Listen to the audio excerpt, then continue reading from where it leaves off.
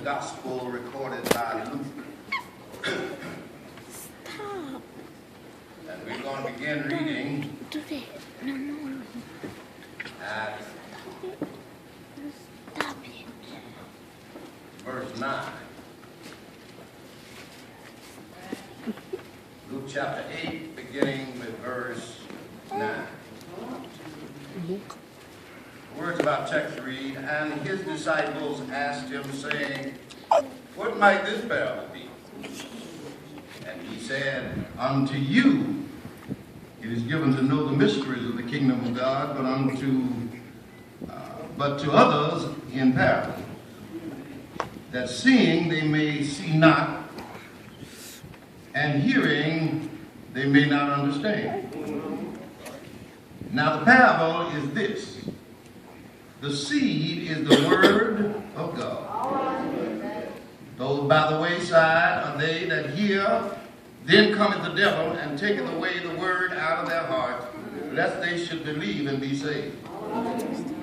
They on the rock are they which when they hear receive the word with joy, and these have no root, which for a while believe, and in time of temptation fall away. And that which fell among thorns are they which when they have heard go forth and are choked with cares and riches and pleasures of this life, and bring no fruit to perfection. But on the good ground are they which in an honest and good heart, having heard the word, keep it and bring forth fruit with patience. I want to talk tonight on the subject in question. What part of your ground did you bring tonight?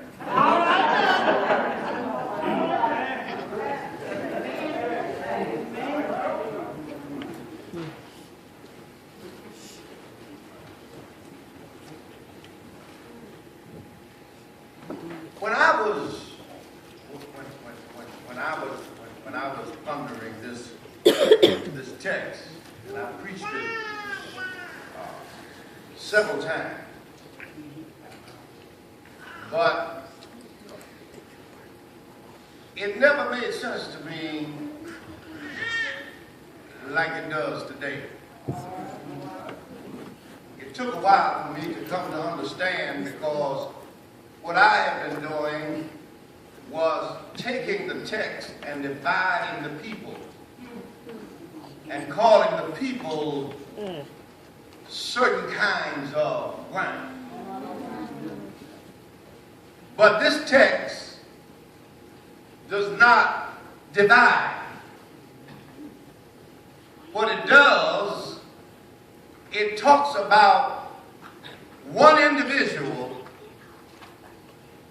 that has a whole field in his life. Because when Jesus was speaking the parable, he said, Behold, a sower went out to sow. And when he sowed, some seed fell in one place, and some fell in another place, and some fell in another, and some in another. But where the seed fell was in the same field. I mean, you've never seen a field that was just all plowed up with no grass and no weeds anywhere. You drive down the highway and pass by some of the plantations or some of the fields that have been planted, and not only will you see plants growing that were planted, you will also see weeds. You'll see trees. You'll see ground that has not been cultivated. You will also, if you look close enough, see some rocks and some stones. But it is the same field.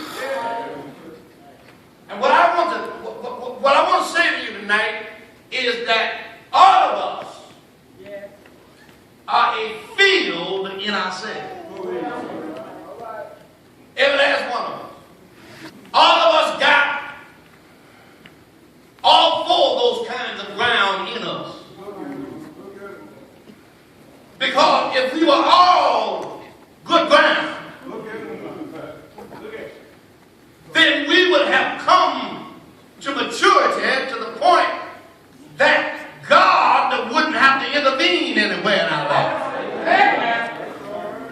Because we would already have reached perfection. Y'all seeing the picture now? Well, when Jesus was speaking this parable, what he said was, he said that when that sower went out to sow, the seed fell everywhere. It fell on wayside soil. It fell on stony places. It fell among thorns. And it also fell on good ground. Everybody that came tonight, not everybody came preconditioned to receive the word. Some came with a wayside mentality. Perhaps because you just got off work and you was trying to make it to church. But you're tired. And because you are tired, and some have worked so hard today that you're about to be lulled off to sleep. And that's not a bad thing. It's just that your wayside soil is turned up now. And the word is going out. It's falling on your ear. But it's not getting down in your heart because you are not preconditioned. You see, life puts us in certain situations. Life. That's just life. You know, I'm not being hard on you because you sleep. Last Sunday you probably shouted all over the place. But because you're tired, all I'm saying is that we're not perfect. Because you are tired, and because your mind is not on what we're doing here tonight. The seed is falling, but the enemy also knows you're tired. And he don't want you to remember anything that's being said. So every time the seed hits your ear, he knocks it away before it goes in. Can I get a witness here? He said that when the seed fell, it fell on, but it didn't go in. And because it was exposed, the birds of the air came and plucked it up. Then he said some fell on stony places. Stony ground. Stony ground is ground that has soil, but it also has rocks and stones in it.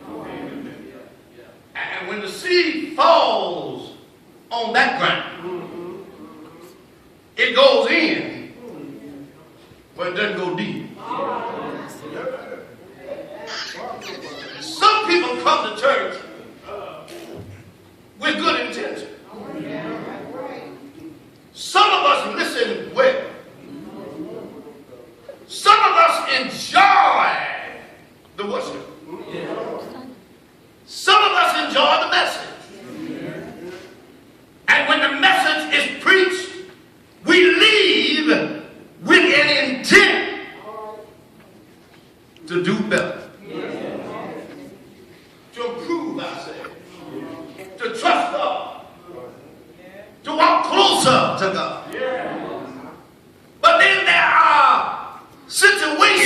can transpire that make you forget what you heard. You ever heard folks say, now look, now I preach a good sermon today, and now here you come messing with me. You understand what I'm saying? You know, every time the word goes into your life, you're going to be tested. And when you are tested, it will be determined as to whether or not it went in deep enough. And then some fell among thorns. Well, now, the thorns would be weak. The seed went down into the wheat. It did make it to the ground. And it caught root. And it started to grow. But because the weeds got it all entangled, when it started coming up, and the sun couldn't get to it, it died before it could get up out of the weeds. Well, some fell. I'm coming back. Some fell on good ground. And it said that when it fell on good ground, it brought forth some 30-fold, some 60-fold, and some an 100-fold. And then the disciples, when Jesus left the crowd and went off into a crowded place, his disciples came behind him. Yes. We finna go to work now. Disciples came behind him. And they asked him, they said, Lord, why are you speaking to these people in parables? Jesus said, because seeing, they're still blind. And hearing, they're still deaf. They saw what I did, they heard what I said, but they had no understanding. A lot of us hear the word, but we don't understand what we're hearing. We hear it preached, but it is not in us to receive the revelation of the word. See, one part of the word is information. But the greater part of the word is revelation. If you get the information without the revelation, then you'll still be lost because you don't have any understanding.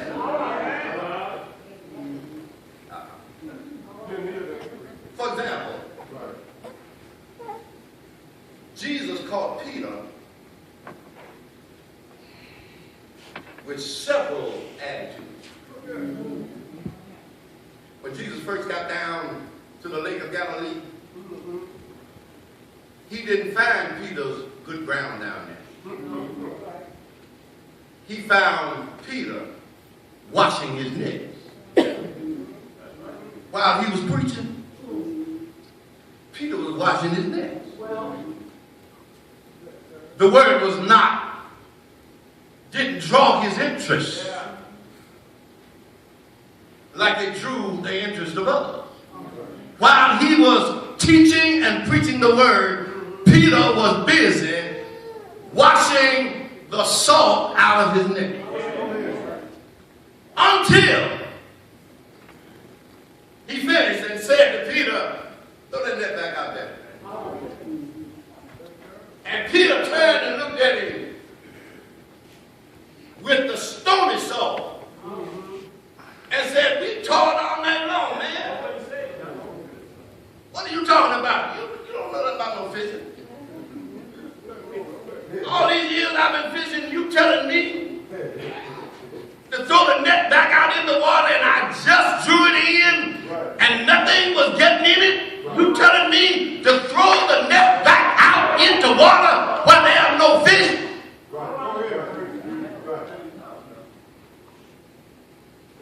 Well, hadn't caught anything. Guess I've tried again. Watch the stony hard. Throw the net in the water with a mind full of weeds. Say, well, maybe it will or maybe it won't. I don't know. He threw the net back out. And when he threw it out, the Lord told him, said, pull it in. When they started pulling it in, the net was so full it almost broke. And they had to send for other boats to come and help them get the water in. Then his good soul came out. Y'all not there yet? Jesus said to Peter one day in Caesarea Philippi, he said, who do men say that I am? When he asked the disciples said, some say.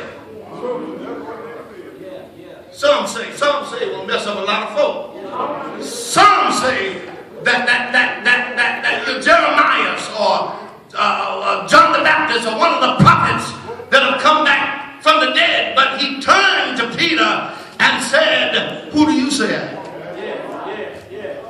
Listen at this good ground. Thou art the Christ, the Son of the living God.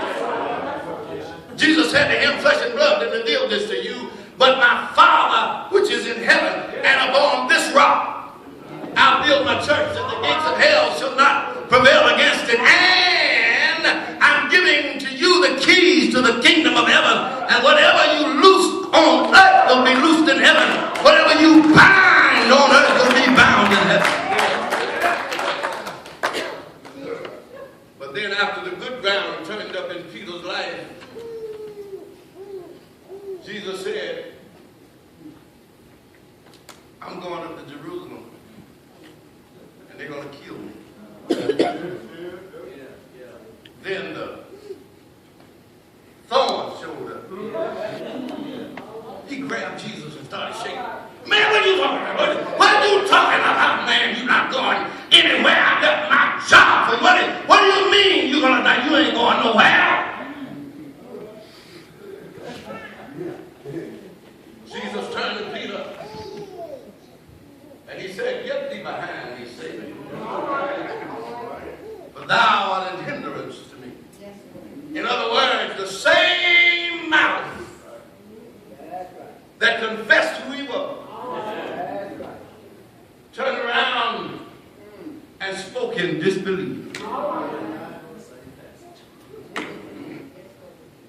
Let me close this now, y'all. So then, all of us have in our lives all four of the soil. And this is why we act crazy sometimes. This is why sometimes we're in a spiritual mood. Sometimes we're shouting and praising God, and other times we're doubting and don't care. Can I get up in this here? One Sunday I'm singing on the choir with all my heart open to God. Then the very next Sunday I ain't going up there because I'm mad with somebody. Can y'all help me now? You help me now? On one Sunday, we show up willing to give all that we have to the Lord.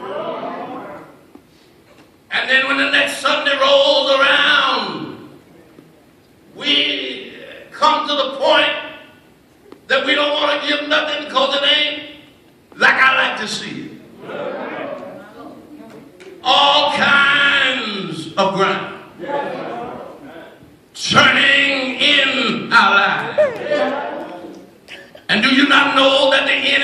takes advantage of your weaknesses. He knows what makes you tick. He knows what upsets you. He knows what makes you happy. And sometimes he'll allow you to just run around free and then all of a sudden disappoint you. Can I get a witness here? Well, I want to tell you that God is working on all of us. And the different things that are going on in our life, He's working all of that out. Well, those of us with stones in our life, and those of us who have weeds, and those of us who have all of the cares of the world and the deceitfulness of riches, God is working on you. Just like He's working on this preacher. Last night there was one verse left in the psalm that I preached from last night. In Psalm 138. The last verse said that the Lord will perfect that concerns me. Can I get a witness here? I want you to put your hand on your own chest and say with me, the Lord will perfect that concerns me. Then turn to your neighbor and say, I'm not concerned about your faults. And I'm not concerned about what you're doing. All that I'm concerned about is what God is doing in my life. Have I got a witness here? Every now and then, it hurts when God starts working. Every now and then, it gets painful when God is working. There's some things in our life that God is trying to work out. And we don't want to let go, but God is trying to get them out of our life to turn them into good ground. You see, you can't plant a seed in ground that's already occupied. So what God is trying to do is cut that stuff out of your life so that He can plant His seed of the word where that stuff used to be. And I go with it here. Nothing is wrong with the soil. It's just what's down in it.